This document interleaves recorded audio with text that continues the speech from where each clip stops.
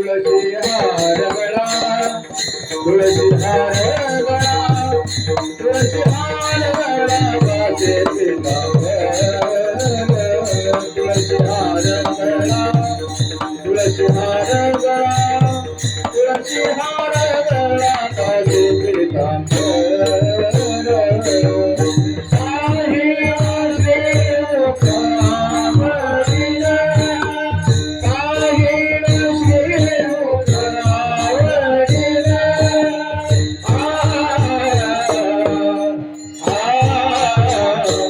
तुळशी हार तुळशी हार काशे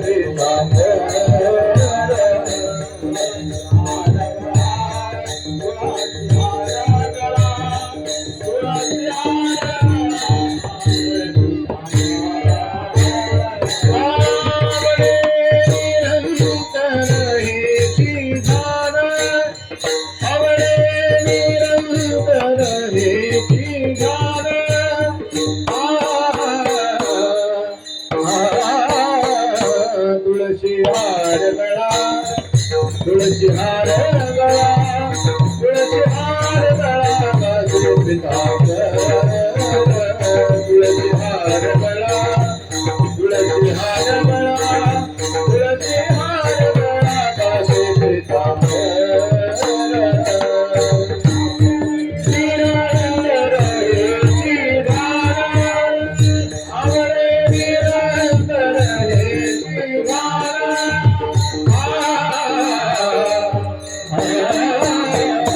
तुळशी हार गळा तुळशी हार गळा तुळशी हार गळा काशे पीतांबर तुळशी हार गळा तुळशी हार गळा तुळशी हार गळा काशे पीतांबर विठोबा रखुमाई विठोबा रखुमाई विठोबा रखुमाई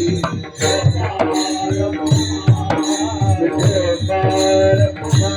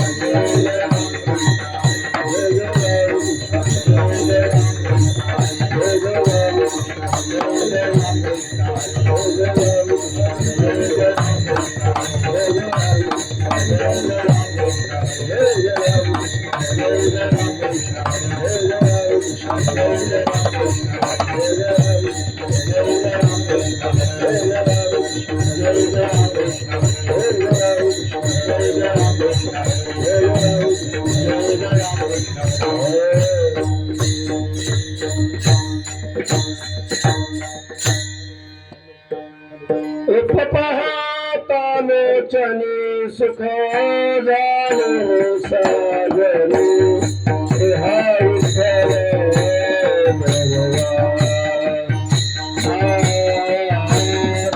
हा विठ्ठल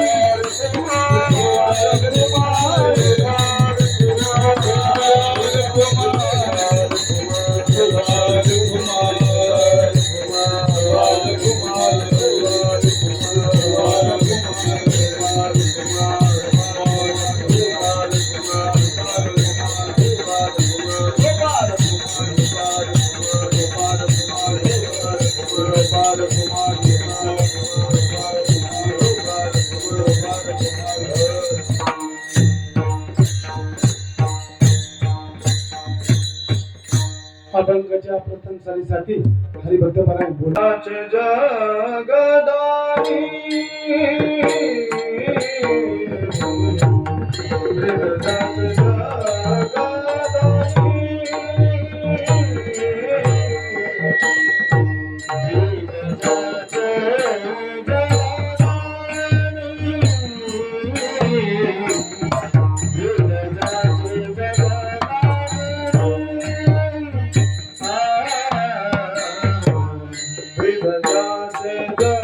जगदानी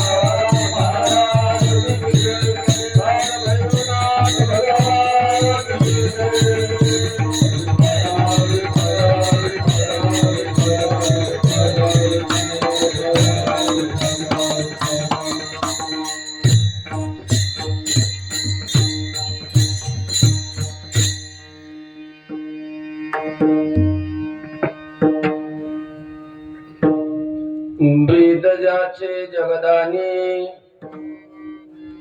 ब्रीद ज्याचे जगदानी तोची मनी स्मरावा समपाय करकटी उभा तटी भिवरेच्या पाहिल्या वेधलावी बैसे जीवी जडोनी समपाय करकटी उभा तटी भिवरेच्या तुका म्हणे भक्ती काजा तुका म्हणे भक्ती काजा धावेला जा लवला हे समपाय करकटी उभा तटी भिवरेच्या पांडुरंगा प्रभू प्रथमा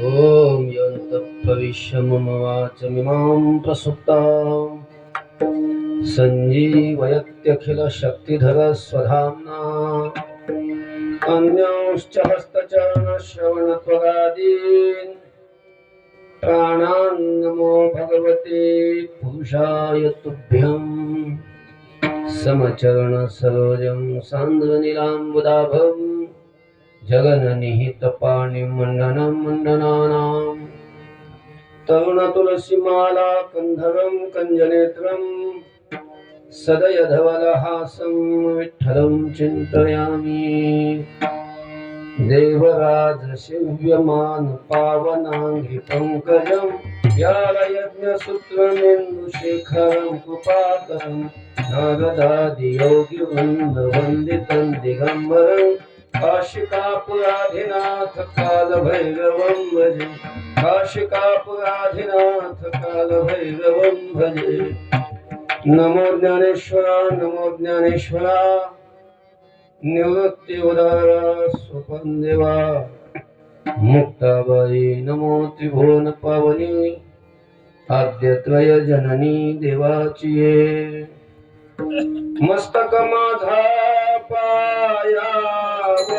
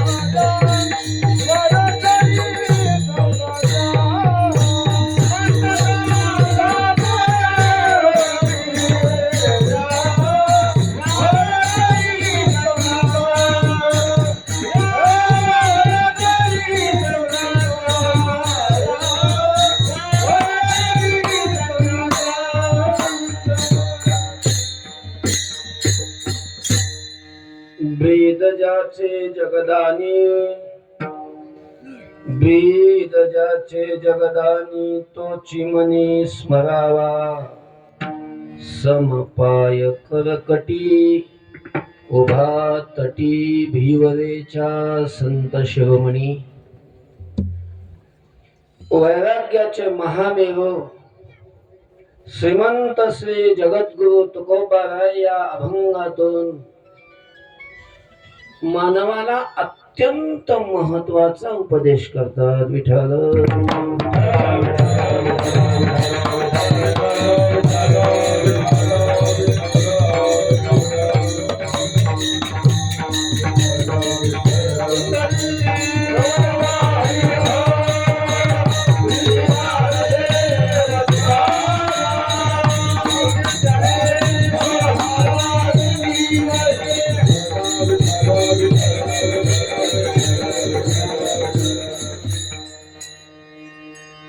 अभंगाच्या चिंतनाला आरंभ करण्यापूर्वी भगवान पंढरीनाथाच्या चरणी, भगवान श्री कालभैरवनाथाच्या चरणी, ज्ञानोबाराय तुकोबाराय आदी संतांच्या चरणी, श्रीगुरूंच्या चरणी उपस्थित असणारी सर्व या परिसरातील या पंचकोशीली सर्व महाराज मंडळी, सर्व भाविक आणि सर्व माता भगिनी, सर्व गुणीजन, सर्वांच्या चरणी मनपूर्वक नतमस्तक होऊन अभंगाच्या चिंतनाकडे वळतो.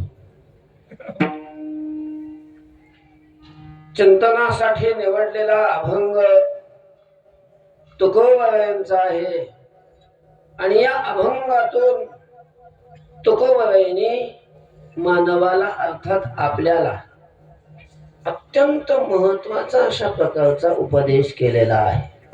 उपदेश करणारा हा अभंग आहे. उपदेश करणारा म्हणजे सांगणारा. सांगण्यालाच उपदेश म्हणतात. पण काहीतरी भलतच काहीतरी सांगण्याला उपदेश म्हणत नाही. शास्त्रीय भाषेत सांगायचं झालं तर त्या सांगण्याला उपदेश म्हणतात की ज्या सांगण्यामध्ये अज्ञात ज्ञापकत्व आणि सप्रयोजनत्व असतं. बघा, कोणी काहीतरी सांगितलं त्याला उपदेश म्हणता येत नाही. मी सांगत असतो एक उदाहरण. एक म्हातारा माणूस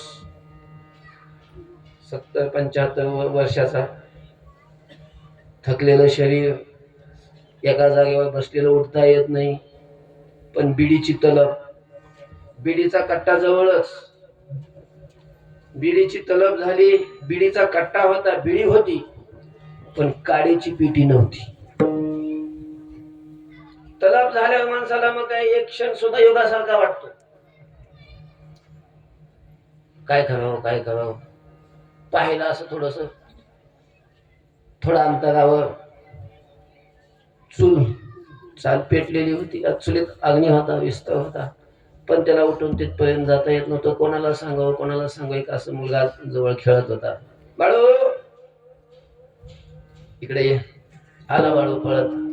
अरे एवढी बिडी पेटवून आणखी. सांगणारा म्हणताय मुलापेक्षा मोठा आहे, पण काय सांगतोय? बिडी पेटवायला सांगतोय.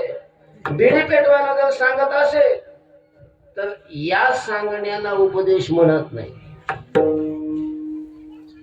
उपदेशामध्ये सांगणं असतं. काय?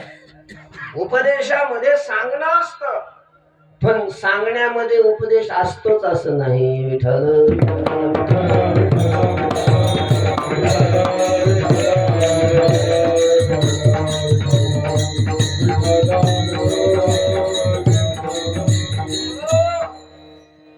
न्यायशास्त्राच्या भाषेत सांगायचं झालं तर सांगणं हे व्यापक आहे आणि उपदेश हा व्याप्य आहे.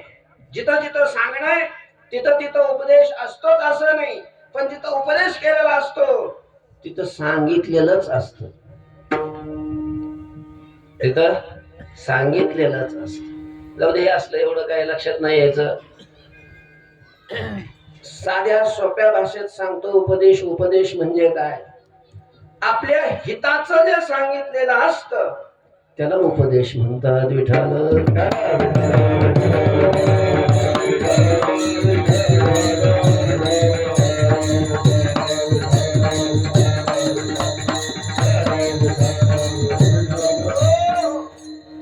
आपल्या हिताचं ते सांगितलेलं पाहिजे. तुकोबाराय या अभंगातून उपदेश करतात. म्हणजे आपल्या हिताचं सांगतात. काय केल्यानंतर आपलं हित होईल ते हिताचं साधन तुकोबाबाई आपल्या समोर मांडतात. हित व्हावं ही आपली सगळ्यांची इच्छा असते. बसलेल्यापैकी कोणाला वाटतं बरं की आपलं हित होऊ नये, आपलं अहित व्हावं, आपलं वाटोळं व्हावं, असं कोणाला वाटतं? प्रत्येकाची ही मनोमन इच्छा असते की आपलं काय व्हावं, हित व्हावं. बसलेले असले तरी त्यांची तीच इच्छा असते, उभे राहिलेले असले तरी तीच इच्छा असते. जे बसलेले नाही, उभे राहिले, इकडे आलेच नाही, जे झोपलेले त्यांची सुद्धा काय इच्छा असते, हीच इच्छा असते की आपलं काय व्हावं, हित व्हावं. हित व्हावं ही जी इच्छा आहे ही जगामध्ये केवळ अन्वयी इच्छा आहे, केवळ अन्वयी सर्वांच्या ठिकाणी असणारी ही इच्छा आहे. कुणीही असो, कोणत्याही धर्माचा, कोणत्याही पंथाचा, कोणत्याही जातीचा, कोणत्याही वयाचा, कोणत्याही देशातला, कोणत्याही वेशातला, कुठलाही कुणीही असो, प्रत्येकाची ही इच्छा असते की आपलं काय व्हावं, हित व्हावं, हित व्हावं. पण नुसतं वाटतं हित व्हावं, नुसतं वाटल्याने नसतं हित व्हावं. सगळ्यांनाच वाटतं हित व्हावं, पण सगळ्याच हित झालंय आजपर्यंत. नुसतं वाटून हित होत नसतं. मग हितासाठी साधन करावं लागतं. साधन विठ्ठल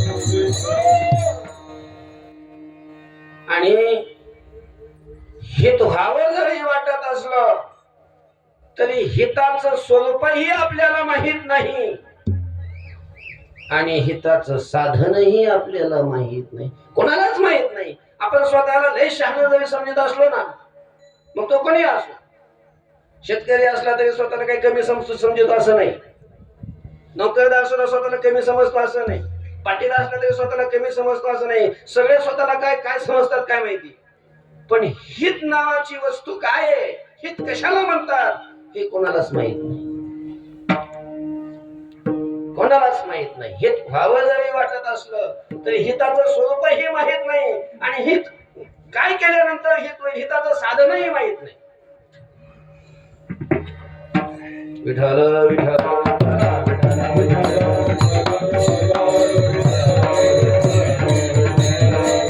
माझे स्वहित नेनती कोणी, माझे स्वहित नेनती कोणी,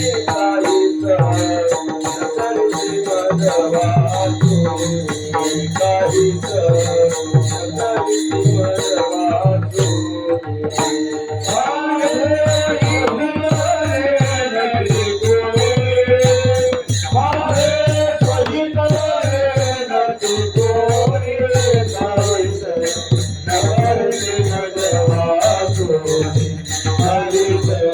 नकळती मजवाचो.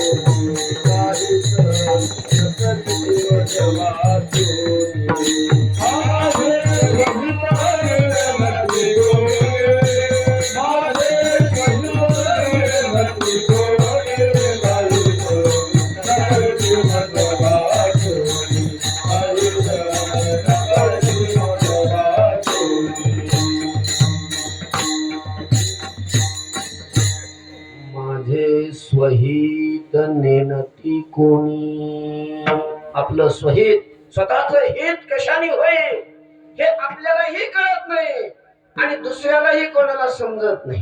जे आपल्याला स्वतःला सांगतात की बाबा मी तुझ्या हिताचं सांगतो, म्हणतात असं आई बाप काका मामा जे कोणी आपले जवळचे संबंधी असतात, नातेवाईक असतात, हितचिंतक असतात, ते जरी आपल्याला सांगत असले की बाबा मी तुझ्या हिताचं सांगतो, तेवढ्या पुरतं तोंडापुरतं हो म्हणायचं, पण मनातून ठरवायचं की या बडव्याला हित माहित नाही. कारण त्यांना हित समजत जर त्यांना हित समजलं असतं तर त्याने अगोदर स्वतःच हित करून घेतलं असतं. स्वतःच त्याने हित करून घेतलेलं नसतं, स्वतःच वाटोळं करून घेतलेलं असतं, अख्खं मनुष्य जीवन त्यांनी बर्बाद केलेलं असतं आणि आपल्याला हित सांगतात. हित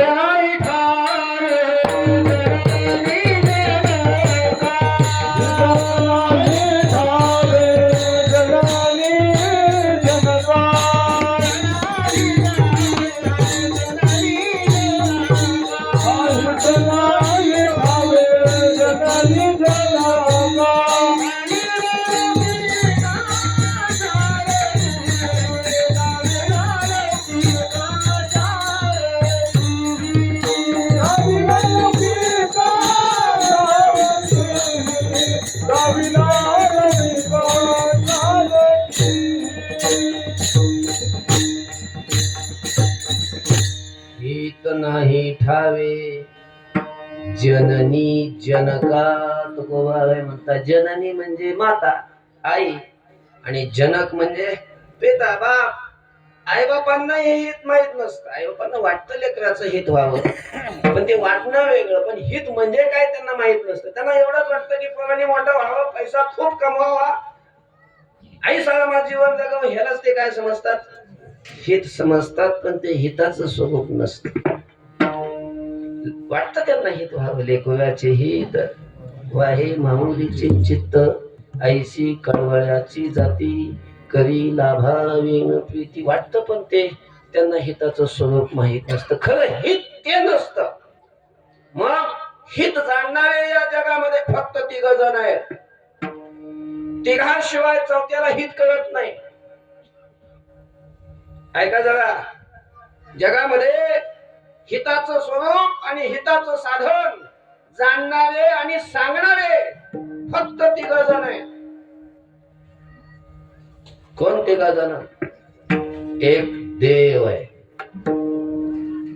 कारण तो सर्वज्ञ आहे, त्याला सगळं कळतं, सगळ्या गोष्टी त्याला कळतात. श्रुतीनं त्याचं वर्णन करत असताना हा सर्वज्ञ हा सर्वविद, तो सर्वज्ञ आहे, सर्वविद आहे, सर्व जाणणारा तो आहे, त्याला सगळं कळतं. देव हित जाणतो. कोणाचं हित कशात आहे हे देवाला माहित आहे. एक देव आहे. दुसरं शास्त्र आहे. शास्त्र आपलं हित कशाने होणार आहे, आपलं अहित कशाने होणार आहे, या हिताच्या आणि अहिताच्या गोष्टी एक शास्त्र जाणतं आणि शास्त्रच आपल्याला सांगू शकतं की आपलं हित कशाने होणार आहे. म्हणून ज्ञानोबा म्हणतात, अहितापासून काढिती हित देऊनी वाढविती, नाही श्रुती पळवती माऊली जगा. अहितापासून काढणारी आणि हित देऊन वाढवणारी श्रुती सारखी, श्रुती म्हणजे वेद, वेदासारखी आई जगामध्ये दुसरी कोणती नाही. आणि वेद म्हणजे शास्त्र, म्हणजे देव आपल्याला हिताचं सांगतो, दुसरं शास्त्र सांगतो आणि तिसरे संत सांगतो. त्याची माझे हित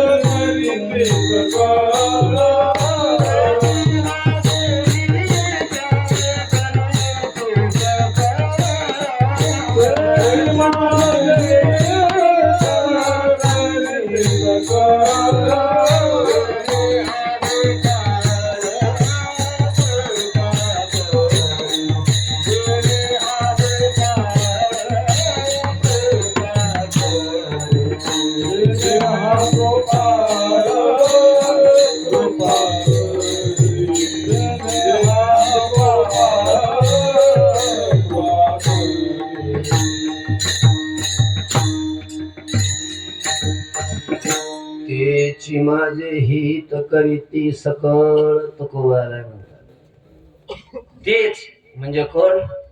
संत. संत म्हणून हिताच्या बाबतीत विश्वास फक्त संतावर ठेवावा. संताची पायी हा माझा विश्वास, सर्व भावे दास झालो त्यांचा आता, कारण तेच माझे हित करीते सकळ.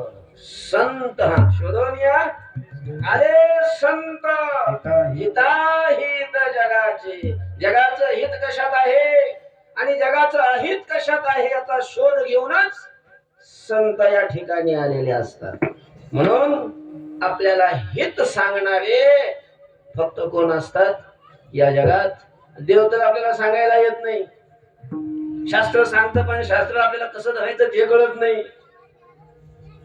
एक संत सांगतात साध्या सोप्या आपल्याला समजेल अशा प्राकृत मराठी भाषेमध्ये संतांनी वाङ्मय करून ठेवलं. गाथा वाचावी गाथा सहज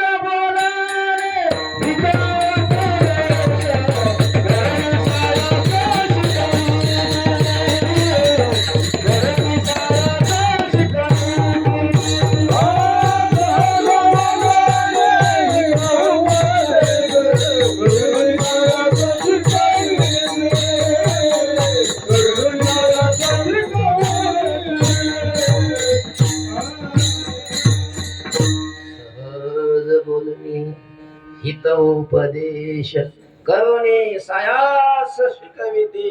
सहज जरी संत बोलले तरी त्यांच्या सहज बोलण्यामध्ये हिताच्या गोष्टी असतात. म्हणून हिताच्या बाबतीत संतावर विश्वास ठेवावा. संतावर विश्वास ठेवा. तुकोबारायांनी ही गाथा रचली, हे जे अभंग रचना केली, हे कशासाठी? लोकांचं हित व्हावं यासाठी. हितावरी यावे हा हितावरी यावे कोणी बोलिलो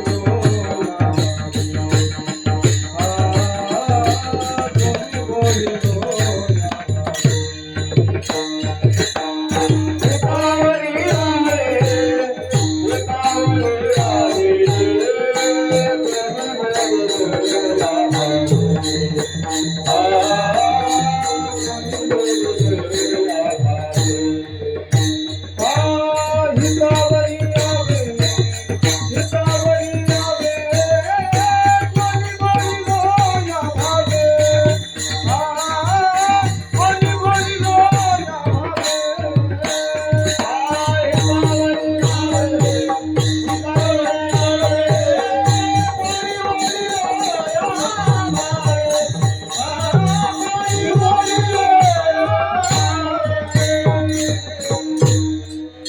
हितावरी यावे हितावरी तुकोबारायांच्या अभंगाची रचना जी आहे ती फक्त चाली लावण्यासाठी कीर्तन करण्यासाठी नाहीये. अलीकडे त्याच्यासाठीच उपयोग होतो फक्त, पण तुकोबाराय म्हणतात त्याच्यासाठी नाही. मग हे अभंग वाचावे, अभंग वाचून त्याचा अर्थ समजून घ्यावा आणि तो अर्थ समजून घेऊन त्याच्यानुसार आपलं जीवन बनवावं, अर्थरूपता प्राप्त करावी, तसं अनुष्ठान करावं, तसं साधन करावं आणि आपलं हित करून घ्यावं. लोकांच्या रंजनासाठी ही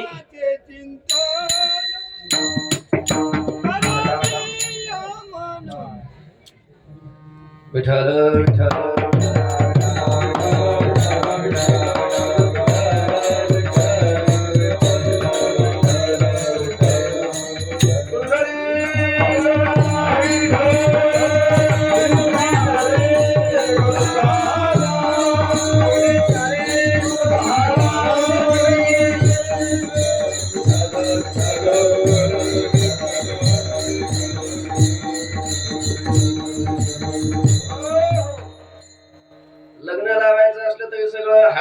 सगळं होऊ द्यावं लागत असतं अगोदर कार्यक्रम, मग तेव्हा लग्नाला मजा असते. विठ्ठल विठ्ठल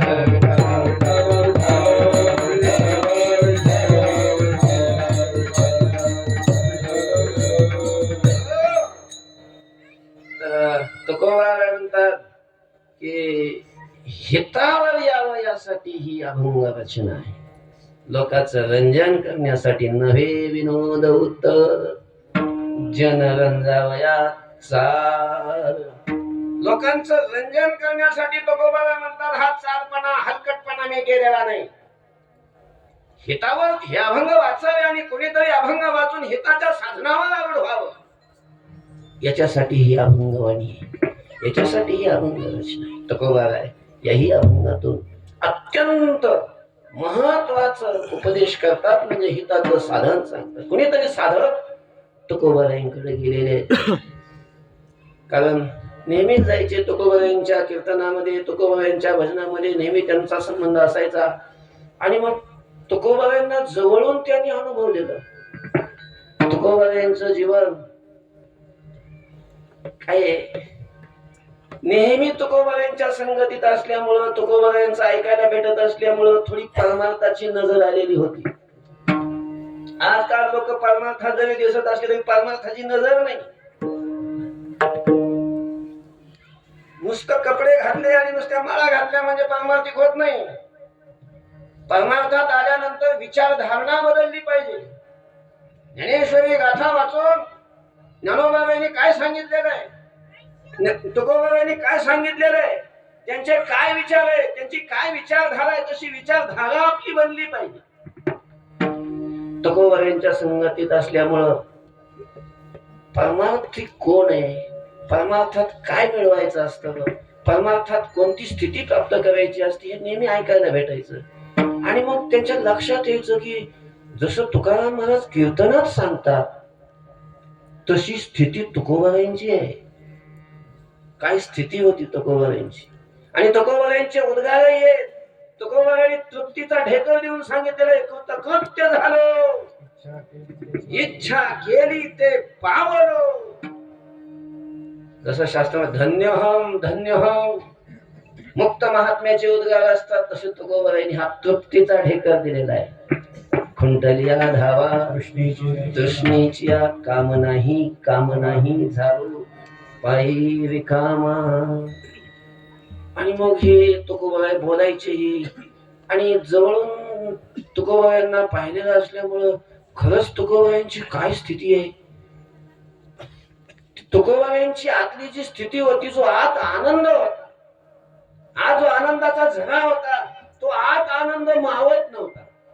आणि त्यामुळं तो त्यांच्या बोलण्यातून, त्यांच्या कृतीतून, त्यांच्या चेहऱ्यावरून, वागण्यावरून हे सगळं बाहेर त्यांच्या लक्षात यायचं. आणि वाटायचं की ही स्थिती आपल्याला प्राप्त व्हावी.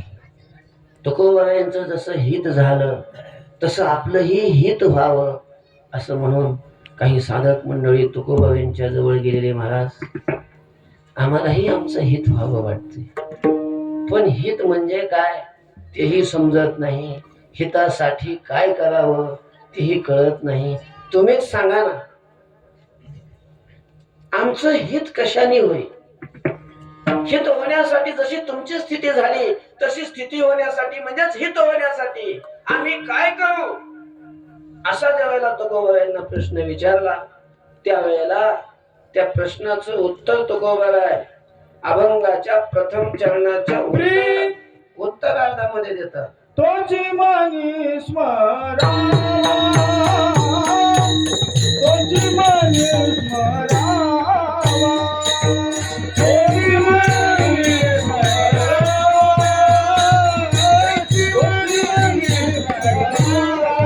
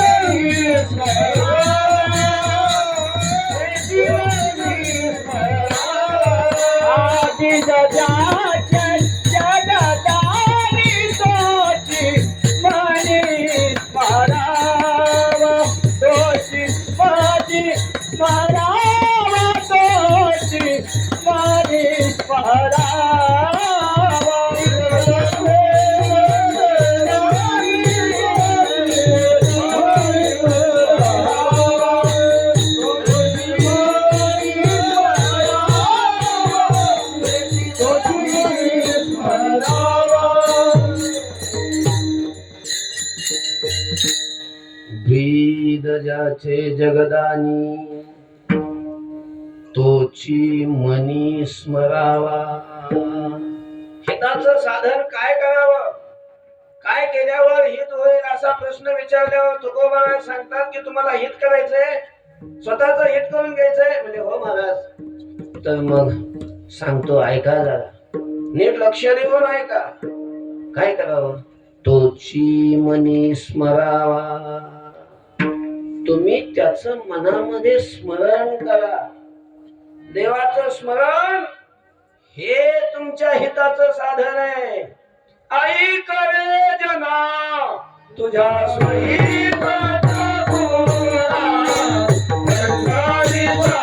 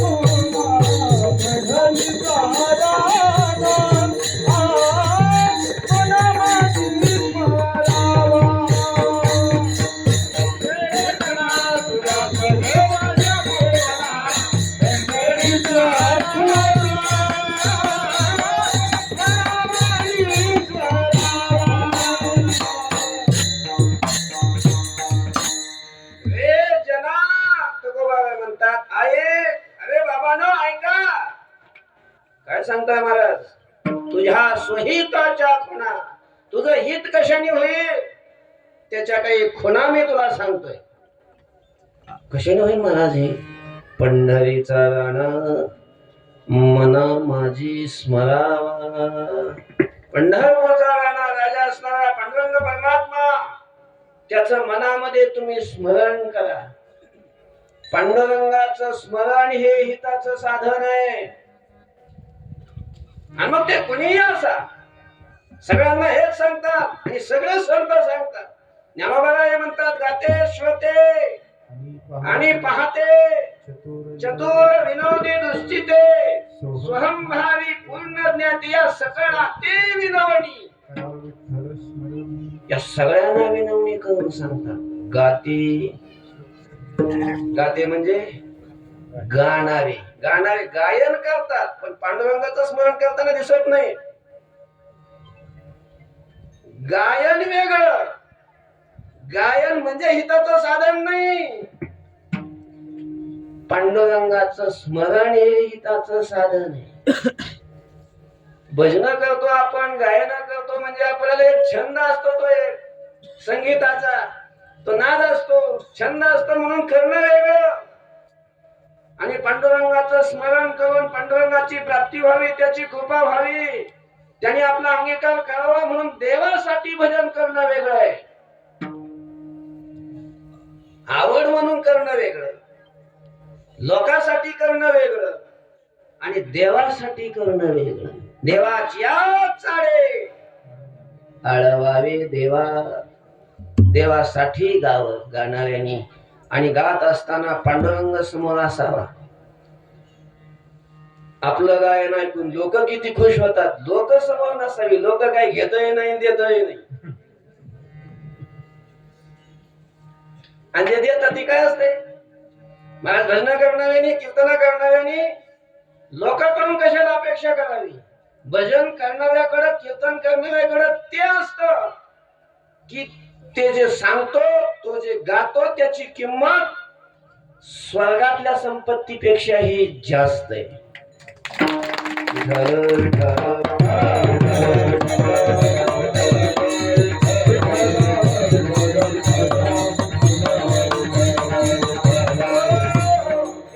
प्राप्तीचं साधन आहे. मुक्त होण्याचं, उद्धाराचं हे साधन आहे महाराज. दोन टिकल्यासाठी आणि पोटासाठी हे साधन याचा विक्रय करून हे भगवत प्राप्तीचं, ज्ञान प्राप्तीचं नाचो कीर्तनाचे रंगी, ज्ञान दीप लावो जगी. असं हे साधन आहे. म्हणून सगळ्यांनी स्मरण करावं. गाणारे असले तरी गाते, त्याच्यामध्ये वक्ते पण आले. बाबा थांबा थोडं, मला सांगू द्या. आधीच तर वेळ कमी आहे. विठाल विठाल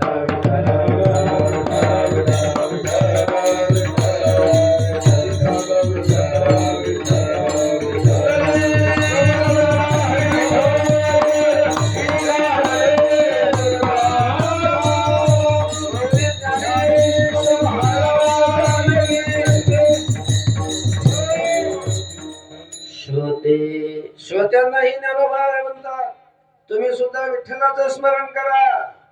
गाते श्रोते आणि पाहते, काही पाहायला आलेले असतात. चला कसं काय चाललंय सप्ताह, कसं काय दिलाय मंडप, कशी काय लाइटिंग लावली, कोणता बुवा आलाय, गाडीनं आलाय का बसनं आलाय का पायी पायीच आलाय, जाडजूड आहे का सोबत शिष्य आणलेत का, अजून कोण कोण आलंय, कोणता नेता आलाय, पंक्तीला काय केलंय, म्हणजे हे फक्त बघायला आलेले असतात. याला पाहते म्हणतात. पाहते, गाते श्रोते आणि पाहते चतुर. काही महाराज जे श्रोते असतात, श्रोत्यामध्ये फार चतुर लोक असतात. सगळेच असे बावळट नसतात. कीर्तनकारांनी बोलत असताना सुद्धा जरा नीट विचार करून बोलावं. स्वतःला वाचस्पती समजू नये. कारण काही श्रोते असे असतात ना, छुपे रुस्तुम ज्यांना म्हणतात. आपला परमार्थ उघड कोणाला दाखवित नाही. कितीतरी असे कीर्तनकार त्यांनी वाटे लावलेले असतात. त्यांचं खूप ग्रंथाचं अध्ययन असतं, चिंतन असतं, खूप श्रवण असतं, फक्त ते सांगत नाही. पण कीर्तनकार वा अभंगावरच बोलतोय का अभंगाला सोडून दुसरीकडे चाललाय वाहात, बरोबर ओळखतात. त्यांना चतुर म्हणतात. चतुर चतुर विनोदी, काही विनोदी स्वभावाचे लोक असतात. दुश्चिते, काही असे दुश्चित्त करून चित्त त्यांचं हे झालेलं असतं आणि असे तोंड करून कीर्तनात येऊन बसतात ना. एखादा विनोद झाला तरी हसत नाही, एखादा गंभीर विषय सांगितला तरी तो भाव त्यांच्या चेहऱ्यावर दिसत नाही. असे 10-5 जण समोर आणून बसवले ना, संपला कीर्तनकार. फोडीली गोवरी ऐशी दिसे तोंडावरी. कारण श्रोत्यांनी जर वक्त्याला साथ दिली तरच वक्ता येणार. किती वक्ता भारी असला, वक्ता तो वक्ताची नव्हे, श्रोते नवीन. श्रोत्या वाचून वक्त्याचं काही खरं नाही. श्रोते चांगले असले तर वक्ता चांगला असल्यावर मग ती मजा आहे. तर कुणी असा चतुर विनोदी दुश्चिते स्वहंभावी पूर्ण ज्ञाते, जे स्वहंभावामध्ये आपल्याच स्वरूपामध्ये निमग्न असतात. तो परमात्मा मी आहे या भावामध्ये आवड असतात. असे जे मुक्त महात्मे या सगळ्यांना विनंती करून सांगतात का विठ्ठल स्मरण नाम रूपी अनुसंधान. विठ्ठलाचं स्मरण करा. स्मरण हे आपलं हिताचं साधन आहे. म्हणून तुकोबाला हे सांगतात की तोची मनी स्मरावा. आपलं हित म्हणजे आपण कशालाही हित मानतो महाराज. पैसे कमावण्यालाच हित मानतो, सत्ता मिळवण्यालाच आपण हित मानतो. काही नसलं तर त्यांना वाटतं की आपण कलाकार झालो म्हणजे आपलं हित होईल. कला याचा अर्थ पैसा कमवू नये, सत्ता प्राप्त करू नये किंवा कला प्राप्त करू नये असं नाही. पण त्यांनी हित नाही हे लक्षात ठेवा. विद्वान झाला म्हणजे हित नाही, लोक गुंग होती. तो बोलत असताना वक्तृत्व चांगला असेल, विद्वत्ता असेल, लोक मंत्रमुग्ध होतील. पण तेवढ्याने थोडं हित होणार आहे. त्याचा काही संबंध नाही हिताचा आणि त्याचा. हित व्हावं असं वाटत असेल. आता अलीकडे तर ते तरुण पोरं आहेत ना, मुलीची संख्या कमी झाली, पोरी मिळामिळाना झाल्या. त्यांना असं वाटतं की एखादी चांगली छोकरी भेटली, पोरगी भेटली म्हणजे आपलं हित होईल. काही संबंध नाही मला त्याचा आणि हिताचा. एक नाही 10 बी भेटल्या तरी हित नाही, आणि काही एकही नाही भेटले तसाच राहिला तरी हित नाही. हिताचा त्याचा काहीच संबंध नाही. हे बावळट कल्पना आहे सगळ्या. ज्यांचं लग्न झालं त्यांना पोरं होत नाही, त्यांना वाटतं की पोरं झाले म्हणजे हित होईल. मिठाला ज्यांना पोरं झाले त्यांचं हित झालं का? ते रावणाला किती पोरं होते? 80,000 नुसत्या बायका होत्या आणि त्यातली एकही वांग नव्हती. एक डझन डझन. पण रावणाचं हित झालं. रावण रावण या गावात असला तर तो त्याचा नाही विषय सांगत मी. लंकाधिपती रावण त्रैलोक्यावर ज्याने विजय मिळवलेला होता. काय संसारातल्या दृष्टीनं काय कमी होतं त्याच्याकडं? सोन्याची लंका होती, कोटी गवे येते, काश्या आणि तांब्याची शुद्ध कांचनाची सप्तकोटी ही संपत्ती होती. पण ताकदही तशीच होती महाराज. एका हाताने कैलास पर्वत उचलला होता. ताकद तेवढीच. पत्न्या एवढ्या 80,000. त्या सगळ्या काळ्या असे चपट्या नाकाच्या अशा कशाही नव्हत्या. सगळ्या सुंदर्या होत्या. एका चढीत एक. मुलं तशीच. देवांतक, नरांतक, मेघनाथ ही नाव पाण्यात घोगऱ्या घालून ठेवलेली नव्हती. देवावर विजय मिळवला म्हणून देवांतक. स्वर्गातला सगळ्या देवांचा राजा इंद्रावर विजय मिळवला म्हणून इंद्रजीत. अशी मुलं. बरं विद्वान असा होता की त्याने रचलेले संस्कृत मधले स्तोत्र चांगल्या चांगल्या पंडिताला वाचता येत नाही असा विद्वान होता.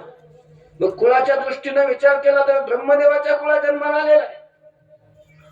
म्हणजे संसारातल्या दृष्टीनं काहीच कमी नव्हतं ना.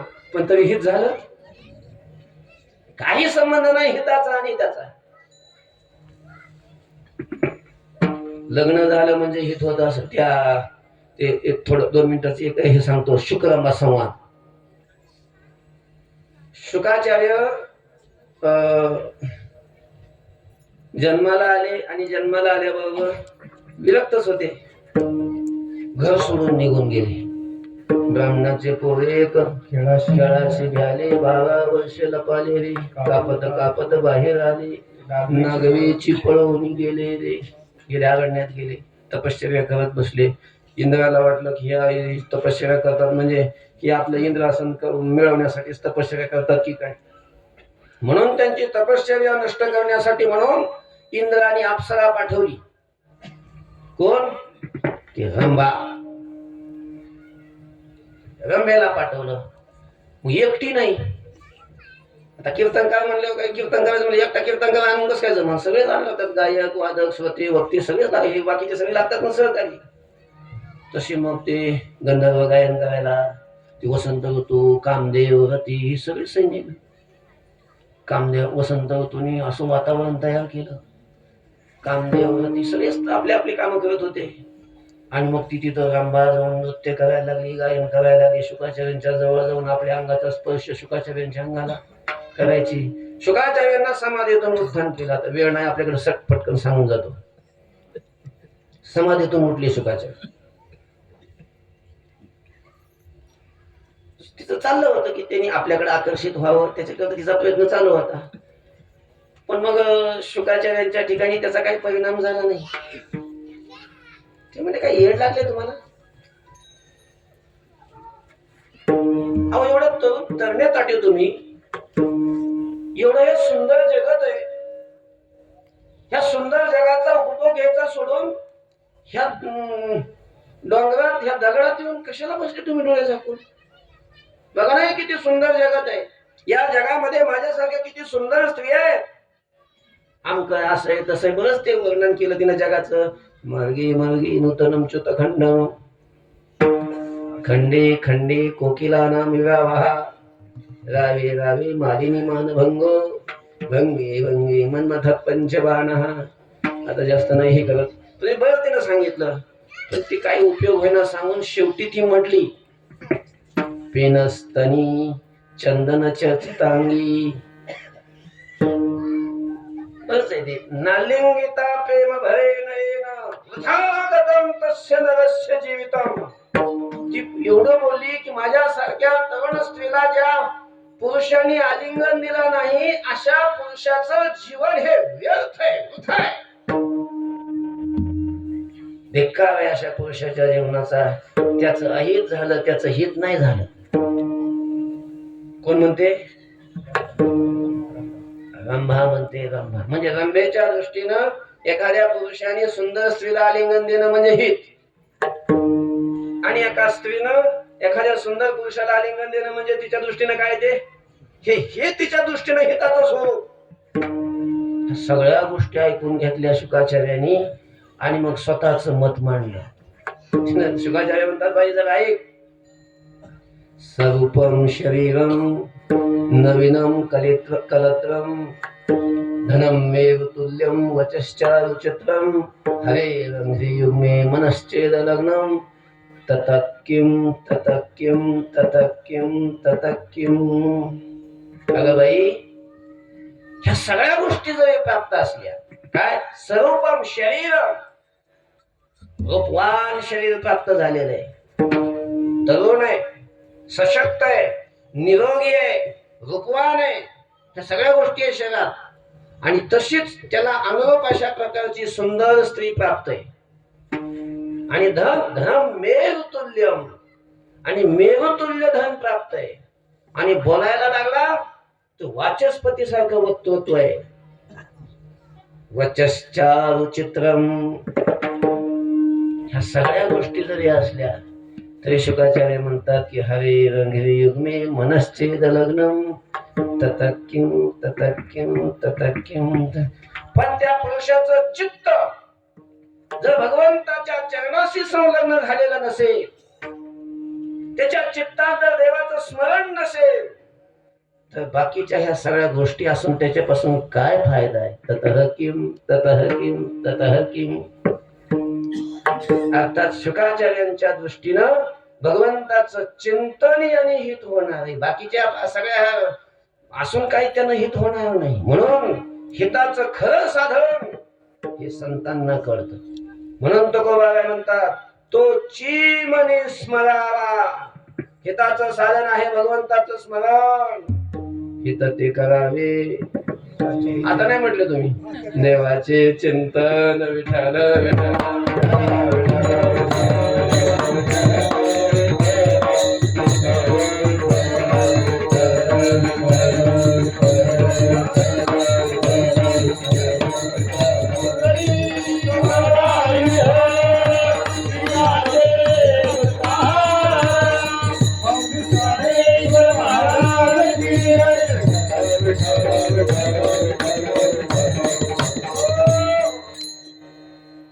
देवाचं चिंतन, हा देवाचं स्मरण, हो स्मरण. पण कोणाचं स्मरण ते काय नाव नाही सांगितलं, पण त्याचं वर्णन तुकोबाने केलेलं आहे. कोणाचं स्मरण केल्यावर हित होय, तोची मनी स्मरावा. हा तोची म्हणजे नेमका कोण आहे, त्याचं पूर्वार्धात तुकोबाराय वर्णन करतात. ब्रीद ज्याचे जगदानी, जगदानी हे ज्याचं ब्रीद आहे. जगदानी म्हणजे जगाला दान देणं, हे ज्याचं ब्रीद आहे, जो संबंध जगाला दान देतो, त्याचं स्मरण करावं. विठ्ठल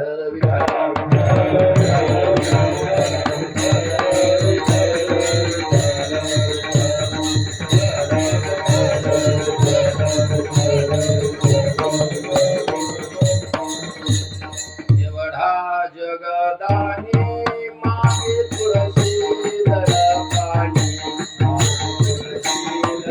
पाणी मागे तुळशी दर पाणी. एवढा जगदानी मागे तुळशी दर पाणी, मागे तुळशी दर पाणी, मागे तुळशी दर पाणी.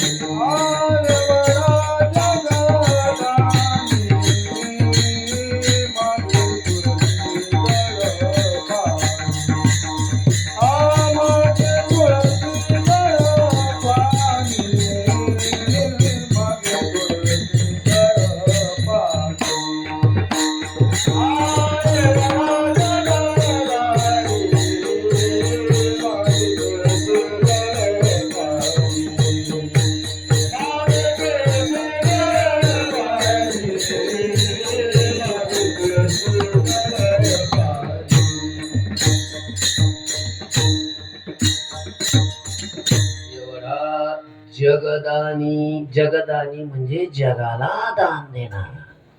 या अभंगात बीद ज्याचे जगदानी, जगाला दान देणं हे ज्याचं बीद आहे. महाराज देव सगळ्या जगाला दान देतो. सगळ्याला जे दिलेले ते कुणी दिलंय? त्यानेच दिले. सगळ्यांना देतो महाराज. तो फार उदार आहे. उदार तू हरी ऐशी कीर्ती चराचरी. खूप खूप देतो. खूप देव देतो. काय देतो? काय देत नाही देव. सगळं तोच तर देतोय. आपण कुणाला दिलं का? अहो किती उदाहरण आहे दिलेले. सुदामा ब्राह्मण दुःखे दारिद्र्य पिढीला मुष्टी पोहे घेऊन या. त्याचे भेटी लागी गेला. शुद्ध भाव देखून या. गाव सोनियाचा तिधला. सुदामा बालपणीचा सखा आणि तो देवाला भेटण्यासाठी मुठभर पोहे घेऊन गेला. ते पोहे तरी काय धड होते का? आता काही विस्तारानं सांगत नाही तुम्हाला कशी होते काय होतं कसे नेले काय. एवढे एवढे पोहे मुठभर. तो द्वारकाधीश जगाचा राजा सोन्याच्या नगरीमध्ये राहणारा आणि त्याला मुठभर पोहे घेऊन गेला. पण पोहे नाही पाहिले, त्याचा भाव पाहिला. आणि गाव सोन्याचा दिला. आणि त्या सुदामाला सोन्याचं गाव दिलं. सोन्याचं. तो काय देत नाही? देव देवनी उदार भक्ता देतो अमर पदे.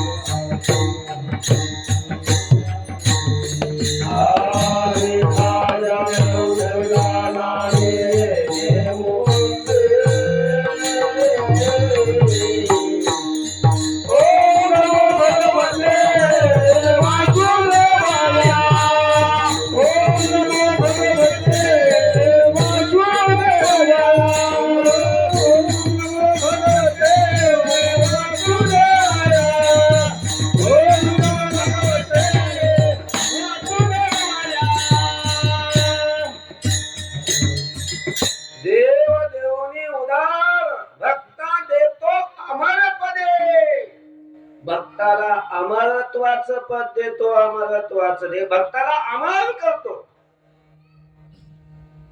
काय देत नाही?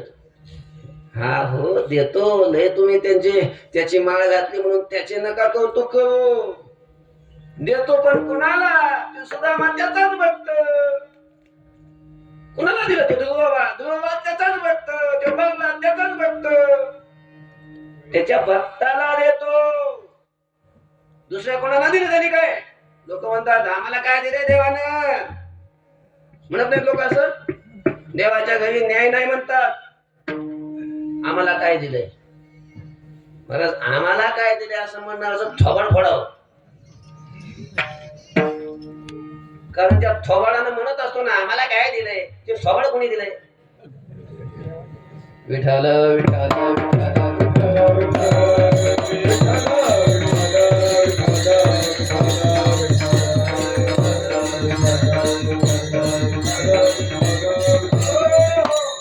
नसेल त्यानं आपल्याला ऐश्वर्य दिलं, नसेल संपत्ती दिली, नसेल सत्ता दिली, नसेल जमीन दिली, नसेल घर दिलं, पण मला देवाने आपल्याला हा मानव देह दिलाय. दिले इंद्रिय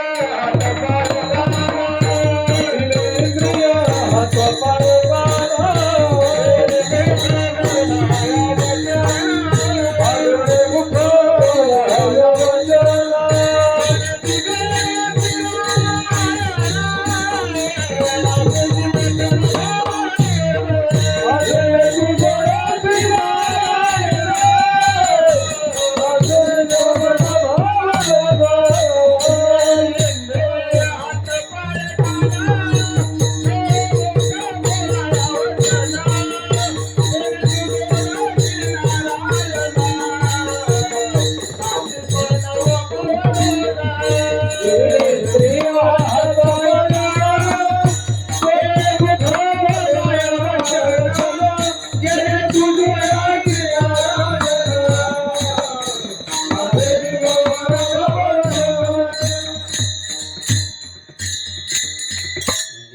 इंद्रिये हात पाय कान डोळे मुख बोलाया वचन. त्यांनी हात दिले, पाय दिले, डोळे दिले, कान दिलं, तोंड दिलं, पाय काही नाही दिलं देवाने. कोण दिले हे? कोणी दिले? नाही, आमच्या आईबापाने दिलं. मग आईबापाला विचारावं हे दात बाहेर आले, असे बाहेर आले दात काम बसवले. एक काळे माणसं आहे, त्यांना गोर व्हावं वाटतं. मग असं त्यांना विचारायचं की असं मला काळा कलर काढून दिला? आणि हे देवाने दिलेलाच ना, ते आईबापाने दिलेलाच नाही. आईबाप फक्त निमित्त आहे. देणारा देव आहे. देव देव देतो. त्यांनी आपल्याला एवढा हा गोमटा नरदेह दिलाय. देवे दिला देह भजन गोमटा. तुम्हाला माहितीये या नरदेहाची किंमत किती आहे? डॉक्टरला नका विचारू. डॉक्टरला नाही करणार. किती भारी डॉक्टर असला, किती हुशार असला, या नरदेहाची किंमत त्याला नाही करता येणार. परत या नरदेहामध्ये देवाने आपल्याला 100 वर्षाचं आयुष्य दिलंय. कल्पना करा किती वर्ष. 100 वर्ष नाही वा, 50 वर्ष तरी आहेच ना सगळ्यांना. कोणी 70ला जाते, कोणी 80ला मावते, कोणी 75ला मावायला लागल्या. कारण सगळ्याची नियती ढासळल्या. पण 50-60 वर्ष तर जगतातच की. एवढं तर आयुष्य दिलेलंच आहे की. तुम्हाला माहितीये नरदेहातल्या एका क्षणाच्या आयुष्याची किंमत किती आहे? एक क्षणाचं आयुष्य जर वाढवून घ्यायचं असेल आणि त्या मोबदल्यामध्ये आपण मेरुतुल्य धन दिलं, पृथ्वी दान जरी केली, सबंध पृथ्वी, तरीही आपल्याला एका क्षणाचं नरदेहातलं आयुष्य वाढवून भेटत नाही. मेरुतुल्य सुवर्ण पृथ्वी दिधल्या दान. न मिळे एक क्षण नरदेह. मेरुतुल्य. मेरू माहितीये तुम्हाला? मेरू नावाची कंपनी नाही. मेरू हा काय आहे? पर्वत आहे, पर्वत. आणि तो निव्वळ निव्वळ शुद्ध सोन्याचा आहे. बघा आणता आलं तर. सोन्याचा पर्वत आहे, सोन्याचा. केवढा आहे तो? कुठे आहे तो? तो इतका मोठा आहे की या त्रैलोक्याला आधार आहे. स्वर्ग, मृत्यू आणि पाताळ. हे विज्ञानाला अजून याचा शोधच नाही लागला. विज्ञान अजून लय अलीकडे. लागणार नाही असं अजून मी नाही सांगू शकत. लागेल तर नाही. पण वेदांनी, ऋषीमुनींनी जो हा समाधीमध्ये अंतर्दृष्टीने ह्या सगळ्या गोष्टी पाहिलेल्या आहेत आणि पुराणादिकामध्ये सगळ्या लिहून गथित करून ठेवलेल्या आहेत. काय लागले? काय समजलं विज्ञानाला अजून? फार झालं हे चंद्र सूर्य दिसतात फक्त. तिथं आपल्याला दोनही दिसतात. पण स्वर्गाचं जे वर्णन केलंय अजून विज्ञानाला दिसला स्वर्ग? आपण भूलोकात राहतो. आपण पृथ्वी म्हणतो याला. त्यालाच शास्त्र पुराणाच्या भाषेमध्ये भूलोक म्हणतात. इथून वर 7 लोक आहेत एका ब्रह्मांडात. भूः भुवाः स्वहाः महाः जनाः तपाः आणि सत्यलोक. कुठं सापडलं विज्ञानाला अजून? ही भूलोक कुठे आहे? स्वर्गलोक कुठे आहे? म्हणजे स्वर्ग कुठे आहे? जनलोक कुठे आहे? तपोलोक कुठे आहे? महरलोक कुठे आहे? सत्यलोक कुठे? जिथं ब्रह्मदेव राहतो ते कुठं सापडले अजून? हे वरचे 7 आहेत, खाली 7 आहेत. अतल, वितल, सुतल, तलातल, रसातल, महातल आणि पाताळ. आणि त्याच्या खाली नरक लोक आहे. म्हणजे हे पेपर मध्ये नाही सांगत मी. हे पुराणातलं व्यासासारख्या वाल्मिकी सारख्या ह्या ऋषीमुनींनी हजारो वर्ष तपश्चर्या करून जे त्यांना दृष्टांत जे साक्षात्कार झाला तत्व साक्षात्कार हे त्यांनी हे लिहून ठेवलेलं आहे. त्याच्या खाली क्षीरसागर आहे आणि त्याच्या चहू बाजूने असं एक ब्रह्मांड आहे. कोंबडीचा अंड जसा असतो ना तसा एक कडा आहे सगळा पूर्ण याला आणि मध्ये असणारी जी पोकळी अवकाश त्याच्यामध्ये हे सगळे ग्रह फिरतात. हे एक ब्रह्मांड असे अनंत ब्रह्मांड आहेत. विठ्ठल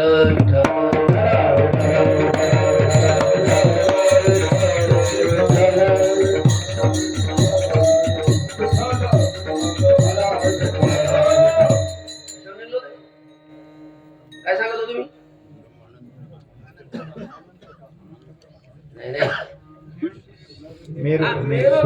मेरुतुल्य पर्वत बाबाने लक्षात ठेवलं. तर मेरुतुल्य पर्वत मेरुतुल्य धन मेरून निघलं होतं की या त्रैलोक्याला आधार तो पर्वत आहे. अजून तो विज्ञानाला शोध लागला नाही की मेरू पर्वत कुठे आहे. पण शास्त्र सांगतं पुराण सांगतात की हा मेरू आहे आणि त्या मेरू पर्वतावरून दिशा ठरवली जाते. सगळ्याच लोकांच्या तो स्वर्ग असो पाताळ असो या सगळ्यांच्या उत्तरेला तो मेरू पर्वत आहे. तर तेवढं धन जरी दिलं मेरू पर्वता एवढं सोनं जरी दिलं पृथ्वी दान जरी केली तरीही एका क्षणाचं आयुष्य मिळत नाही. महाराज मानव देहातलं एका क्षणाची किंमत त्याच्यापेक्षा जास्त आहे. आणि देवाने कृपा करून आपल्याला 100 वर्षाचं आयुष्य दिलं. अजून काय द्यायला पाहिजे सांगा ना. काय दिलं नाही आपल्याला देवाने? आयुष्य दिलंय, मानव देह दिलाय आणि या मानव देहामध्ये असं सामर्थ्य आहे. एवढी किंमत या नवदेहात काय? कारण या मानव देहात एवढी शक्ती आहे. त्यांनी जर ठरवलं निश्चय केला आणि साधना केली निधान लागले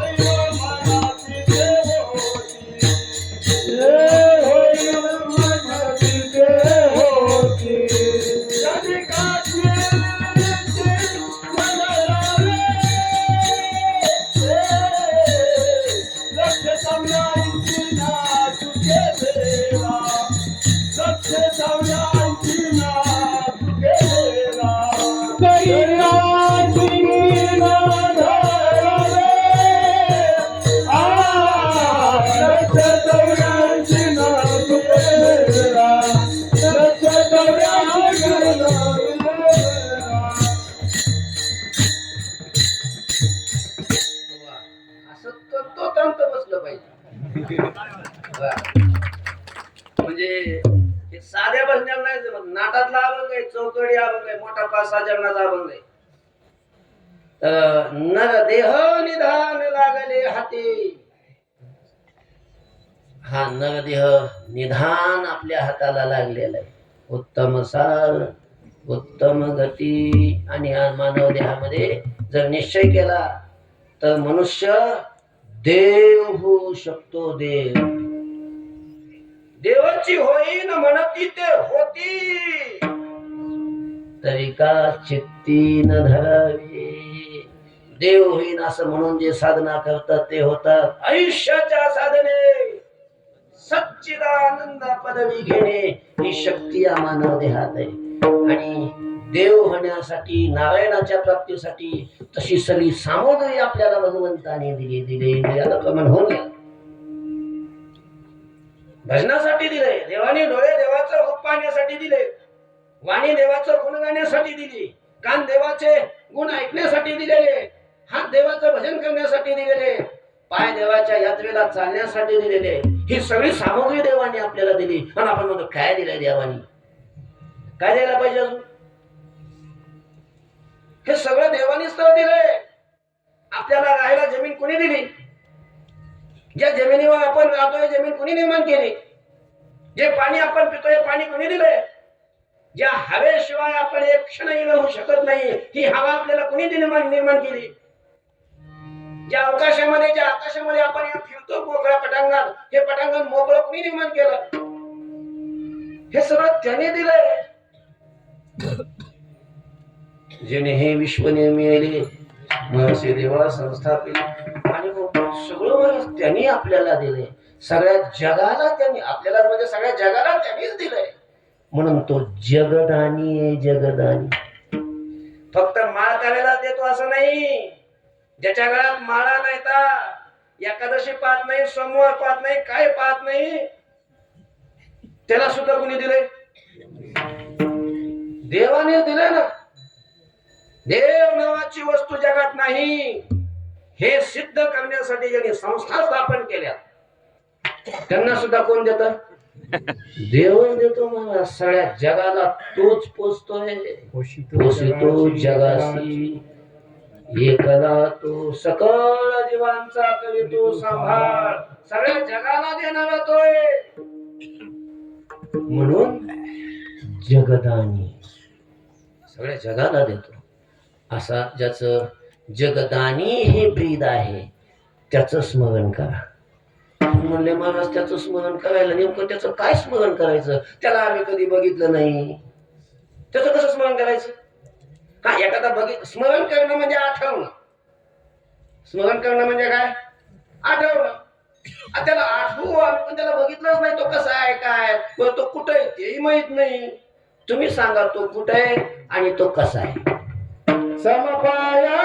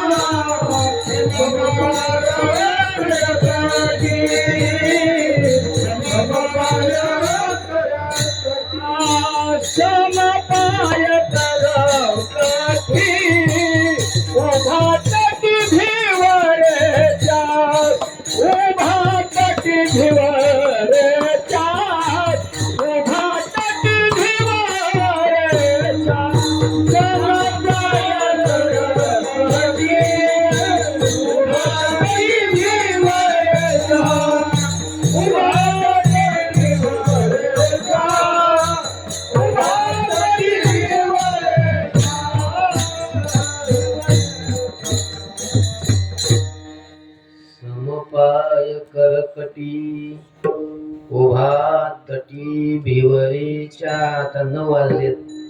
वेळ झालाय आता उरकून घेतो. सरळ आता पुढच्या चरणाचा काय सांगतो? अर्थ सांगतो. त्याचं चिंतन करायचं ना. करतो आम्ही त्याचं चिंतन स्मरण करतो. सांगा तो कसा आहे? तुकोबाराय म्हणतात अरे तो असा विटेवर समपाय ठेवून उभा आहे. समपाय पाय विटेवर आणि समचरण दृष्टी विटेवरी साजेरी बर. अजून करकटी समपाय कर कटी. कर म्हणजे हात आणि कट म्हणजे कंबर. हात त्याने कुठे ठेवलेले आहेत? कमरेवर ठेवलेले आहेत. करकटावरी ठेवून या. दररोज म्हणतो ना आपण हरिपाठात. हरिपाठाच्या अगोदर तू गोवायचा म्हणतो सुंदर ते ध्यान उभा विटेवरी करकटावरी ठेवून या. तुळशी हार गळा कासे पितांबर आवडी निरंत हेची ध्यान. मकर कुंडले तळपती श्रवणी. श्रवणी म्हणजे कानामध्ये. माशाच्या आकाराची कुंडल असे त्याला चमकतात, शोभून अशा प्रकारचे दिसतात. मकर कुंडली तळपती श्रवणी कंठी कौस्तुभमणी विराजित, कंठामध्ये कौस्तुभमणी आहे. असं ते देवाचं रूप आहे. समपाय करकटी, आणि कुठे आहे तो? उभा तटी भिवरेच्या. भिवरा म्हणजे भीमा नदी, आणि त्या भीमा नदीच्या तीरावर, तो तटावर म्हणजे तीरावर, पंढरपूर नगरीमध्ये पुंडलिकाने दिलेली जी वीट, त्या विटेवर समपाय ठेवून कमरेवर हात ठेवून तो उभा आहे. पुंडलिकाने त्याला तिथं उभा केलेलं आहे. असं देवाचं अतिशय सुंदर रूप म्हणतात तुकोबार आहे. त्याचं स्मरण करा. जो या भिवरेच्या तिरी पाऊली समची साजिरी अंतरी धरुनी राहेन, असा तो आहे. समपाय करकटी उभा तटी भिवरेच्या. आणि तो इतका सुंदर आहे, इतका सुंदर आहे. किती सुंदर आहे, किती सुंदर आहे तो. अहो नुसतं पाहिलं त्याला की मनुष्य असा वेडा होऊन जातो. वेडा तो त्याचं चित्त आपल्याकडे वेधून घेतो, इतका तो सुंदर आहे. पाहिली आवी दलावी बैसे जीवी जडून, ज्याने ज्याने त्याला पाहिलं. कुणाला? देवाला, पांडुरंगाला. बघास ते पुन्हा दुसरं पाहायला तयारच होत नाही. ज्यांनी देव पाहिला पुन्हा ते जग पाहतच नाही. पाहायला त्यांना नकोच वाटतं, कारण तू आहेच तसा. कितीही त्याला पाहिलं तर त्यालाच पाहत राहावं वाटतं, पाहतच राहावं वाटतं, पाहतच राहावं वाटतं. ती पोटच भरत नाही, तृप्तीच होत नाही. एवढा सुंदर आहे. आता दृष्टी पुढे ऐसा चितू राही, जो मी तुझं पाहे पांडुरंगा. असं इतका सुंदर आहे, फारच सुंदर आहे. बघितला की डोळ्याच्या डोळा तो हात जाऊन बसतो. देखिला डोळा बैसला मनी. खूपच सुंदर आहे. आता आपल्याला विस्तार करायला आहे, किती विस्तार करता येईल याचा, पण वेळ नाही. तर सुंदर आहे. अनेकांची त्यानं मन वेधली. वेदी गेल्या बाळा नर नारी सकळा, बाळा खेळती आबळा त्याही विसरल्या. कुमर कुमरी नाही भाव हा शरीरी, दृष्टी न फिरे माघारी तया देखताही. किंवा आपण दररोज सकाळी काकड्याच्या बघतीत पहिल्या मालिकेतला आपण म्हणतो, तुझं पाहता समोरी. इतका तो सुंदर आहे. सौंदर्याचा समुद्र आहे, समुद्र. महाराज त्याने एखाद्या व्यक्तीला एवढं एवढं सौंदर्य जर दिलं, कारण सगळं देणारा तोच आहे. जे काही दिलंय कुणालाही त्यानेच दिलेलं आहे. मग एखाद्याला जर सौंदर्य दिलं, एखाद्या व्यक्तीला एवढं एवढं दिलं, बिंदू मात्र, तर त्या सौंदर्याने अख्खं जग वेड होत. जग वेड होत, जग.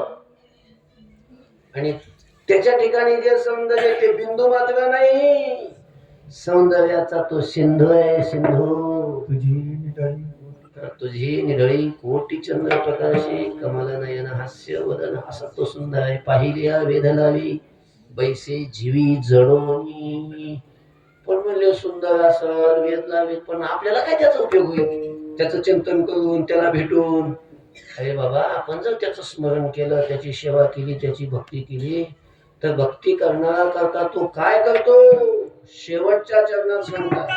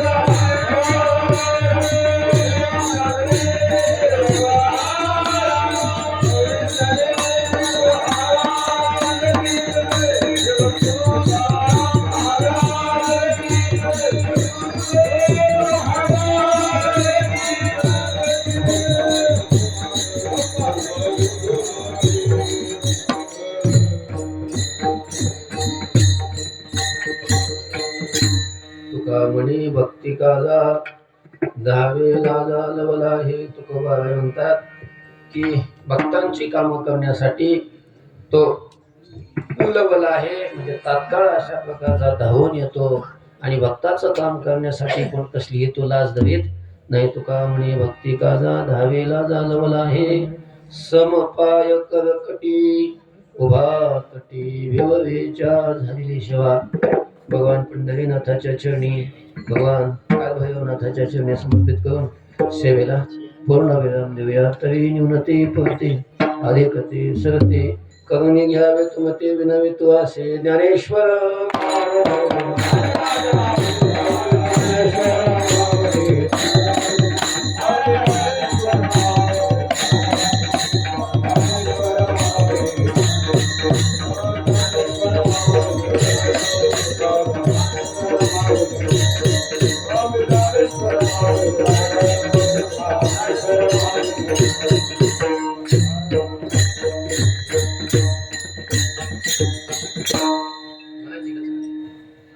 विठाल जय